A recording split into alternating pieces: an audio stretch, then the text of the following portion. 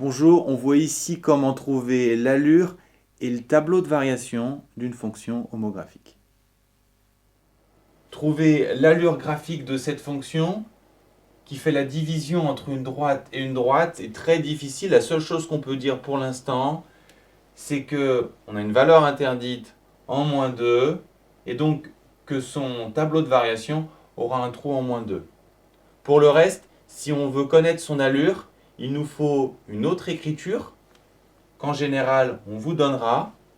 Cette écriture met en évidence que les fonctions homographiques sont des cousines de 1 sur x qui ont la même allure que 1 sur x mais décalées par ces différents nombres, -3, 2 et 1.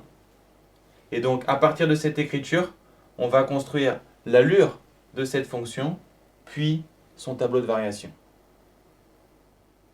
Parfois, on vous demande de montrer qu'on peut écrire f de x sous cette forme. Partez toujours de la forme que l'on vous donne, vous mettez au même dénominateur et vous simplifiez. Vous allez alors retrouver la formule de départ. Pour comprendre l'effet de ces trois nombres, on va construire trois courbes. 1 sur x plus 1 pour comprendre l'effet du plus 1, -3 sur x pour comprendre l'effet du -3, et 1 sur x plus 2 pour comprendre l'effet de cette opération. Cette courbe est clairement une cousine de 1 sur x. Maintenant, quel est l'effet du plus 1? On l'a déjà vu dans le cours des polynômes de degré 2. Si on fait plus 1 sur une fonction, ça décale cette fonction de un cran vers le haut, d'où l'allure de cette fonction. On peut remarquer qu'elle ne longe plus l'axe des abscisses, mais une droite horizontale située un cran plus haut. Quel est l'effet de la multiplication par -3 sur la courbe 1 sur x? On l'a vu dans le cours des polynômes, multiplier par un nombre étire ou tasse la courbe en fonction de la taille de ce nombre. Mais ici, ce qui nous intéresse surtout, puisqu'on cherche les variations, c'est le fait que le nombre soit négatif. Car un nombre négatif, on l'a vu également dans le cours des polynômes de degré 2, retourne la courbe. Ce qui est en haut se retrouve en bas et ce qui est en bas se retrouve en haut.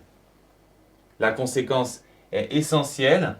Là où la courbe était décroissante, elle devient croissante et inversement. Donc la multiplication par un négatif change les variations. Maintenant, que se passe-t-il si on ajoute un nombre au dénominateur cette fois? Ce qui se passe, c'est la même chose que quand on ajoutait un nombre à l'intérieur des parenthèses pour les polynômes. Ça va décaler la courbe horizontalement. Mais attention, si on fait plus 2, ça ne décale pas vers la droite, mais vers la gauche. Et pour s'en souvenir, c'est très simple. Il faut penser que la courbe va se caler sur la valeur interdite, ici en -2, ce qui va nous donner l'allure suivante. Finalement, comment trouver l'allure de notre fonction de départ? Ça se fait en deux temps. Premièrement, on place les axes sur lesquels va se caler la courbe. On en a déjà un ici, lié au plus 2, associé à la valeur interdite, -2. Et ensuite, le deuxième, qui est lié au plus 1, un décalage d'un cran vers le haut. Ensuite, deuxième étape, on se demande si la courbe est retournée ou pas. Comme on a un nombre négatif en haut, elle est retournée par rapport à la fonction inverse, d'où cette allure. On voit que la fonction est croissante jusqu'à -2, puis à nouveau, à partir de -2, elle est encore croissante, ce qui nous permet d'obtenir son tableau de variation, valeur interdite -2, croissante sur cette zone, croissante sur celle-ci.